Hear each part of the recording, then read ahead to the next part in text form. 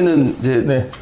요즘에 되게 어려운 부분이 있는 게 네. 저희가 적용하는 건물들이 대부분 다 패시브처럼 기밀한 건물이잖아요. 네네.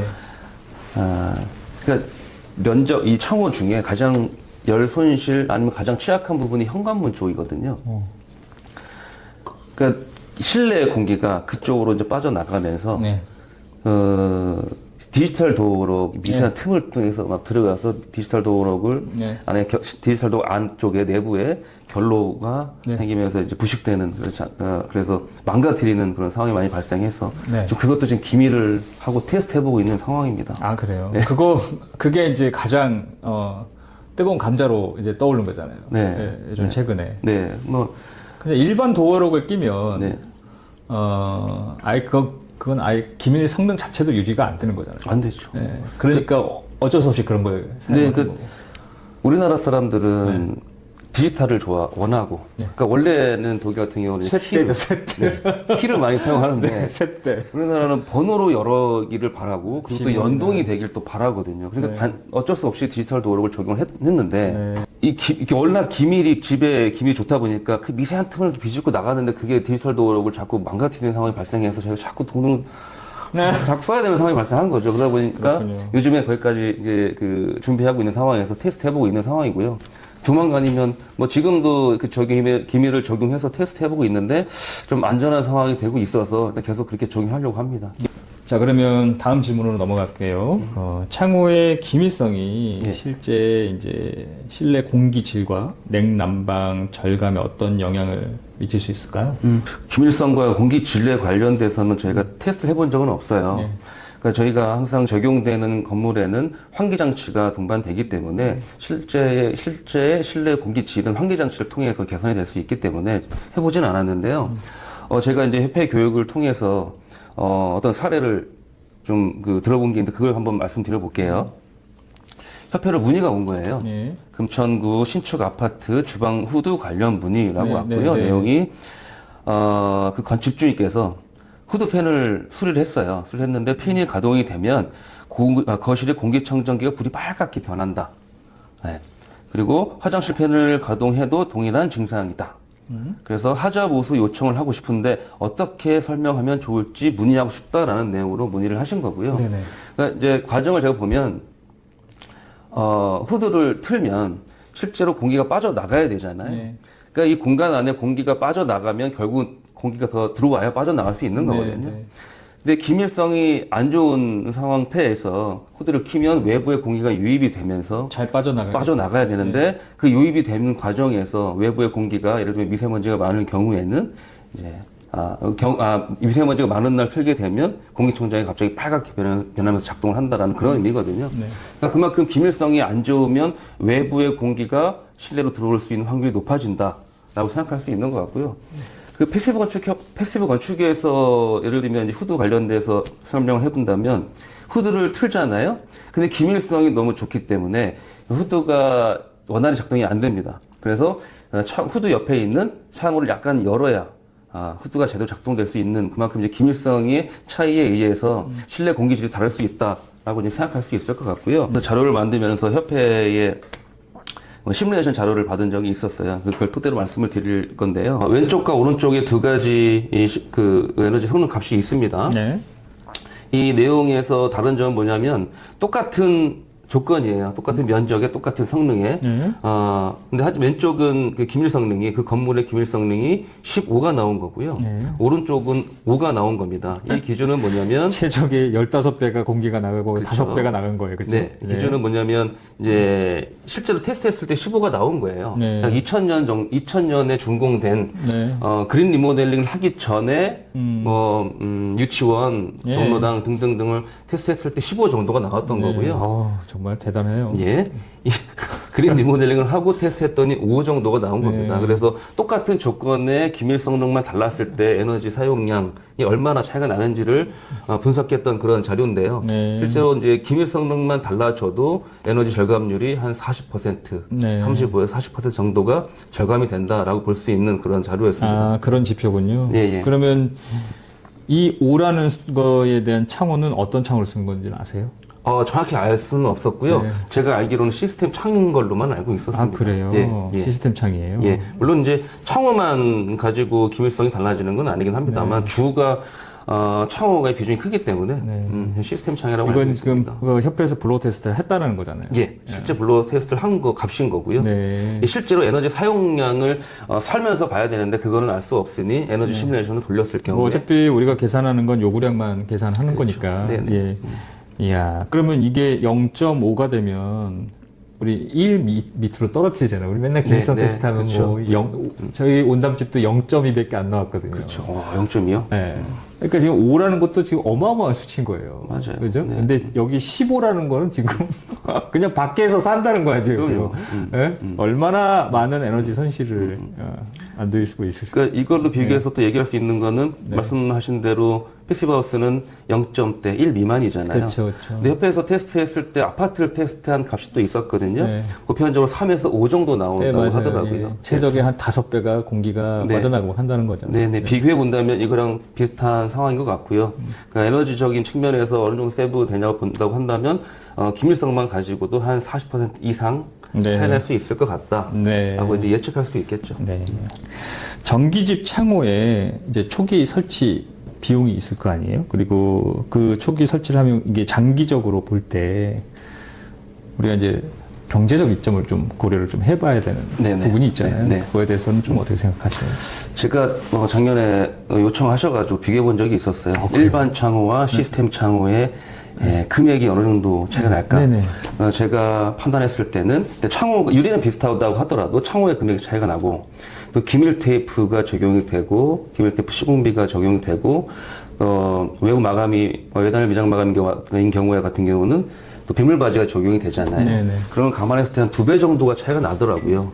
보편적인 주택에 뭐 제가 경험하기로는 한 4천만 원, 3천에서 4천만 원 정도의 창호가 적용이 되는데 PVC 이중 창호로 적용한다면 이제 반 정도 차이가 나니까 한 1,500에서 2,000 정도가 추가적으로 비용이 필요하다고 생각이 들거든요. 아, 그러니까 그거는 기준이 단독주택인가요? 뭐 아파트인가요? 단독주택인 그러니까 거죠. 단독주택의 기준에서 봤을 평균적으로. 때 평균적으로 한 그 4천만 원 4천 정도. 정도가 일반 창의 기준인 거고. 시스템 창의 기준인 시스템 거고. 창이고. 그러면 그거 일반 창으로 하게 되면 뭐 한 2,000, 1,500에서 2,000 정도 네, 한 들어가지 않을까. 50%가 이제 일반 창이면 50%고, 그러니까 4천과 2천의 차이네요. 쉽게 얘기하면. 예. 근데 그렇게 비교하면 안 되는 거고, 그냥 일반 창에 기밀 테이프 붙이고, 네? 그 다음에 우리 그 폼 쏘고 하는 그런 그 일련의 행일들이 있잖아요. 그런 것들이 포함되면, 예. 그러니까 창의 성능은 어차피 다를 수는 있지만, 지금 기밀 테이프가 바르고 여기 이제 연질 폼 쏘고 하잖아요. 그러니까 그런 비용들을 일반 창에도 같이 적용했을 때 비교가 돼야 될 것 같아요. 여기는 붙였는데 얘는 뺐더라. 막 이렇게 해야 되는 게 아니라. 예. 근데 보편적으로 지금 진행하고 있는 행위 자체가 그렇게 되다 보니까 그렇게 비교를 해본 거고요. 네. 그래서 제 생각에는 한 2배 정도를 책정하는 게 맞겠다라는 생각이 들었습니다. 2배. 예. 비용으로 따진다면. 네. 근데 거기서 중요한 건 경제적 이점인데 네. 그걸 해본 적은 어느 정도 회수 기간이 필요할 거다라는 그렇죠. 그걸 해본 적은 없어요. 그래서 단독주택 난방비 7만 원대 이거 실화냐? 그럼 를 저희 쓰신 책- 작가 임상훈 작가님께 한번 여쭤보고 싶습니다. 혹시 그 책을 쓰시는 데 있어서 네. 일반 주택과 패시브 주택을 짓는 과정에서 추가 비용이 발생할 거고 네. 그거에 대해서 회수 기간이 얼마 정도 필요할 거다라는 그런 비교해 보신 적이 있으실까요? 아니요, 그것까지는 비교하지 않았어요. 안 하셨어요? 네, 거기까지를 비교할 수가 없는 게 이분들이 창을 열고 사는지 닫고 사는지 일단 알 수가 없고 그냥 계산치로만 할 수 있는 것도 아닌 것 같더라고요. 저도 그런 것들 되게 궁금해 했거든요. 그러니까 저희 책에 썼던 것들은 이제 뭐 예를 들면 그 PV 패널을 설치비와 이제 그것을 회수했을 때 기간 정도는 저희가 계산을 했었는데 이 창호가 좋고 저 창호가 나쁘다. 사실은 저는 일반 슬라이딩 윈도우를 사용하진 않으니까 그냥 비교 자체가 안 되잖아요. 그러니까 비교를 만약에 한다면 뭐 예를 들면 같은 시스템 창호인데 이게 달려 있는 것과 아니면 이거를 빼고 차양을 설치하나 이거를 빼고 뭐 EBM을 설치하나 뭐 그런 정도의 차이지 창호 자체를 일반 슬라이딩과 비교해 본 적은 없어요. 왜냐하면 비교가 안 돼서 이거 비용을 비교하는데 뭐 하겠어요? 의미 없는 행위인 것 같고요. 어쨌든, 그렇습니다. 그런 경제적인 이점은, 그러니까 싸고 좋은 건 없다라는 그런, 그냥 밥은 쌀로 만든다? 뭐 이런 정도의 수준으로 얘기할 수 있는 건 아닌가? 네.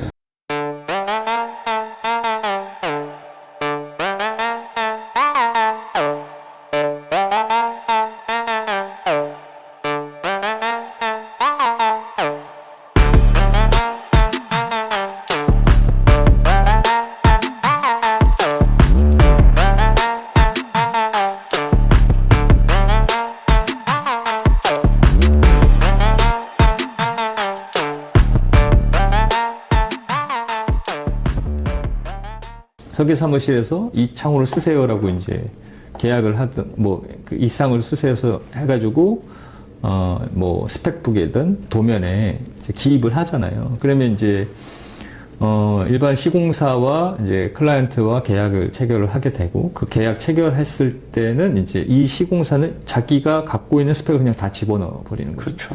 그러면서 이제 하는 말은 이제 대기업 제품이니까 믿어도 됩니다.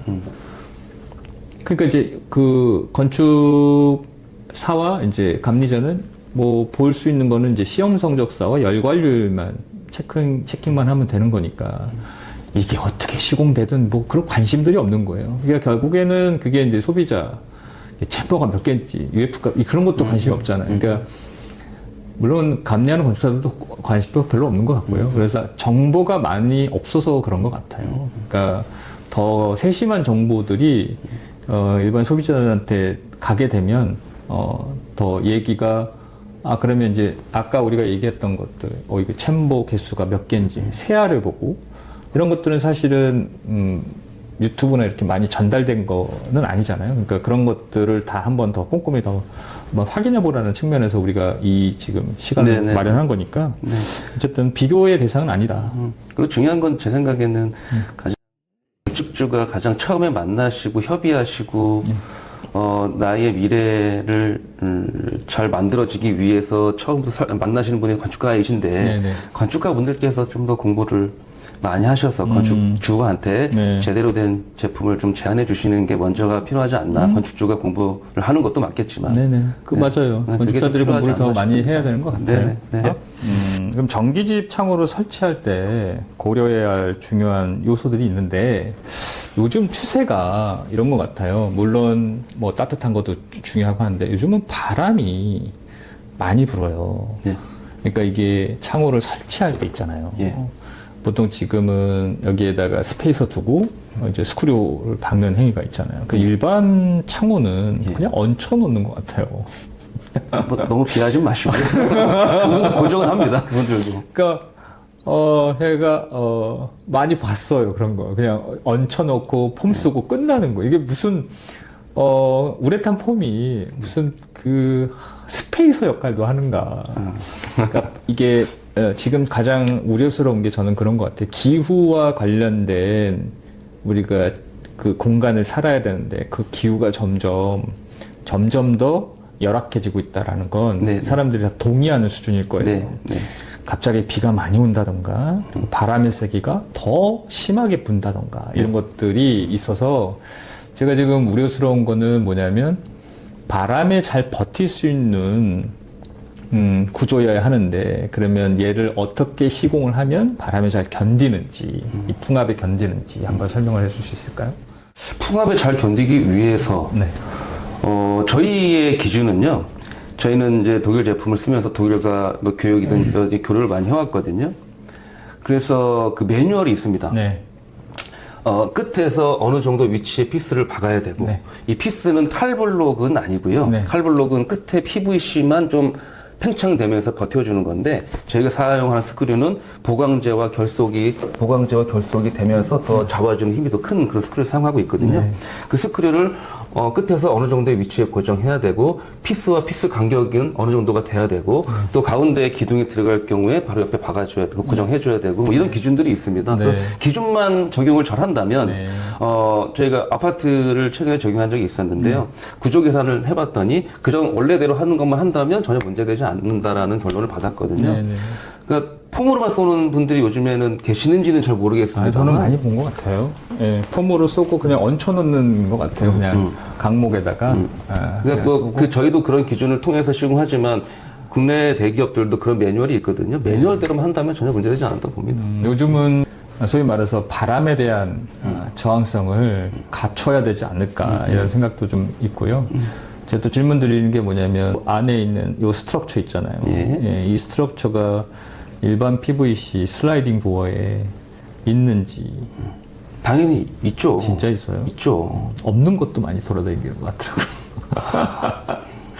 그러지 않길 바랍니다. 예전에는 그런 것도 있었어요. 되게 가벼워요. 유리가 무게를 다 견디고 있는 것 같고. 네, 자석을 대보는 분들, 네, 맞아요. 강리하시는 분들께서. 네.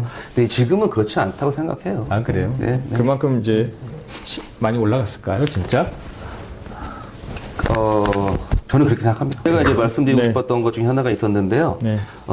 이제 창호 시공할 때 아까 잠깐 얘기했었잖아요. 지금 스크류 얘기했었고, 폼 네. 얘기했었고, 기밀 테이프 얘기했었는데, 네. 이 기밀 테이프가 얼마나 중요한지에 대해서, 협회랑 연구한 적이 있었습니다. 네. 이 상황은요, 여기는 이제 통영이고요. 네. 통영이고, 펜션입니다. 네. 똑같은 향을 보고 있고, 똑같은 크기와 똑같은 창호가 적용되어 있는 건데요. 차이점은 뭐냐면, 왼쪽은 기밀 테이프를 적용해서 시공한 거고요. 네. 오른쪽은 외부에 코킹으로만 마감을 한 겁니다. 네. 그래서 기밀 테스트를 이렇게 한 거고요. 이게 네. 창호만, 건물을 테스트한 게 아니고 창호의 주위만 테스트한 거거든요. 이렇게 테스트했을 때, 처음에 테스트했을 때는 이제 위에는 기밀 테이프를 적용한 거고 밑에는 실리콘만 쌌을 때입니다. 네. 근데 처음에는 똑같은 비슷한 결과가 나왔어요. 뭐 0.0 얼마가 나왔겠지만 0으로 표현한 것 같고요. 6개월 후에 측정을 했더니 기밀 테이프 붙인 쪽은 0.03의 기밀 값을 얻을 수 있었고요. 실리콘을 적용한 데는 1.85라는 처음보다 6개월 지났을 때 성능이 많이 안 좋아지는 결과를 얻을 수 있었는데 이 차이점은 뭐냐면 실리콘 처음에는 괜찮습니다. 그렇죠. 쫀득쫀득하니까. 네. 근데 이제 시간이 지나면서 경화되니까 그렇죠. 누수가 되지는 않더라도 미세한 틈을 통해서 기밀이 깨지고 있다라는 그래서 기밀 테이프를 붙이는 게 매우 중요하다라는 말씀을 좀 드리고 싶습니다. 두 번째, 전기집 이제 창호를 이제 실제 설치한 사례도 있잖아요. 그죠? 네. 그러면 뭐 일단 사람들의 반응은 어때요? 전기집이 지어진 지는 이제 최근이니까 네. 패시브 하우스라는 기준으로 말씀드려볼게요. 네네. 한 10년 전에 패시브 하우스가 초창기, 들어오기 초창기일 때 이제 건축주분하고 제가 얘기를 한 적이 있었거든요. 네. 그 집에 저희 창호가 적용됐고 인증을 받아서 뭐 얘기한 적이 있었는데 그분이 말씀하시는 게 두 가지가 있었는데요. 첫 번째로는 아침에 일어나서 거실에 나왔는데 밖에 눈이 온 걸 보고 깜짝 놀랐다. 아, 지금 겨울이구나. 네. 그러니까 실내 온도 변화가 크지 않기 때문에 겨울 항상 똑같은 옷을 입고 돌아다니다가 이제 외부에 눈이 왔다는 거를 아침 일어나서 알게 돼서 겨울이라는 걸 인지했었다. 물론 그 의미는 실내 온도가 큰 편차가 없다라는 의미로 말씀을 하셨던 것 같고요. 네. 두 번째로는 본인께서 되게 민감하셨답니다. 밤에 잘 때 예전에 지금 저기 있는 시계 있잖아요. 초가 딱 움직이는 그런 시계가 있었는데 그 시계 초 소리 때문에 항상 민감해서 잠을 잘 못 잤다 깼다라는 말씀을 하셨었거든요. 네.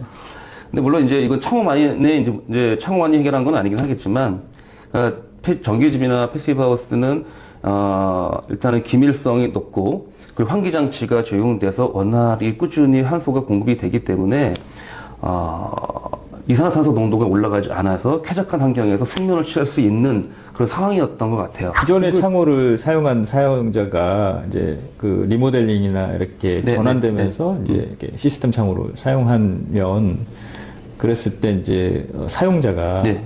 그 경험을 뭐 한번 들어본 적도 있잖아요. 네, 있죠. 그러면 최근에도 있었죠. 뭐 어떤 느낌이라는 거예요? 그러니까 그분들이 이제 표현하신 거는 네. 그 전에 살 때에 네.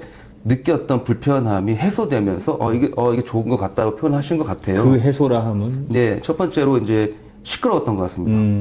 그러니까 주위에 차도 다니기도 하고 집 네, 앞에 맞아요. 그리고 이제 앞에 그분은 학교가 있었어요. 네.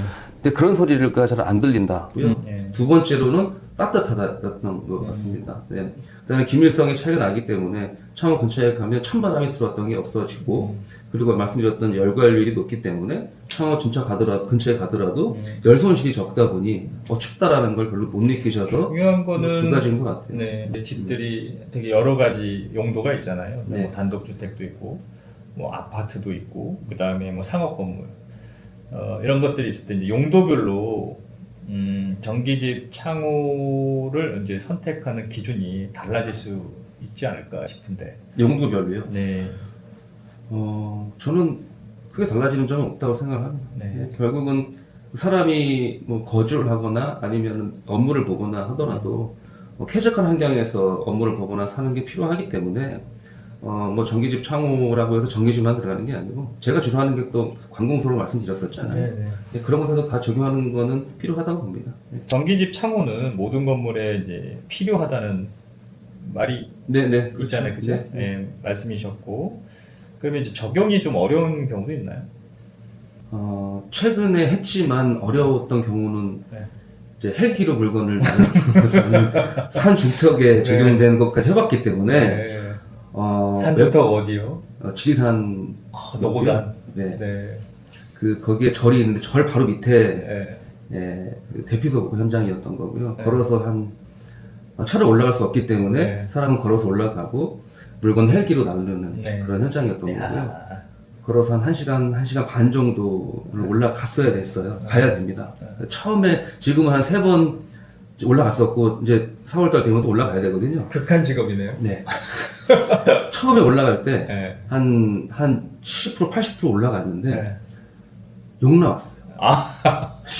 계약금 돌려줄까? 그거 해야 돼? 진짜 이런 마음으로 올라가서 했거든요. 네. 근데 책임감 때문에 하긴 했습니다만 네. 너무 힘들더라고요. 네. 네. 그래서 그런 것도 했는데 못할 게 뭐 있겠습니까? 그래서 네. 뭐 정리해본다면 차가 올라가거나 장비만 될 수 있는 데면 다 할 수 있어요. 네. 네. 혹시 못하더라도 헬기로 옮기면 되는 거니까. 네. 근데 최근에 못했던 현장은 협의가 안 됐던 현장은 아파트인데요. 네. 약 20층 정도 되는 아파트였어요, 위치가. 근데 장비를 댈 수가 없었던 거죠. 그 물건을 올리려면 스카이가 그쵸. 거기까지 못 따라가는. 사다리 타서 올려야 되는데 네네. 올릴 수는 있는 그만큼 올라가는 차는 있었지만 나무가 너무 많아가지고 네. 나무를 훼손시키면서 할 수는 없더라고요. 그래서 공동주택이니까. 네, 얘기했더니 그거 건드면 안 된다. 네. 그래서 못했던 적이 있고요. 만약에 한다면 그 큰 사이즈를 조각을 내서 연결해서 하면 되겠지만 그러면 디자인이 너무 떨어지기 때문에 그 유지하기 위해서는 장비를 제대로 사용할 수 있는 공간이면 다 할 수 있다. 그럼 아파트 리모델링도 네. 해보신 적이 있으신 거예요? 네. 높은데도? 10층 이상은 해본 적은 없어요, 최근에는. 네. 근데 장비만 되면 다 가능합니다. 자, 그러면 인사 마무리 하시죠. 네. 임상호 작가님을 통해서 제가 유튜브에 나오게 됐고요. 제 얘기가 좀 도움이 되셨으면 좋겠습니다. 네. 그래서 도움이 되신다면 구독, 좋아요 부탁드려요. 알림 설정. 알림 설정도. 감사합니다. 네, 감사합니다.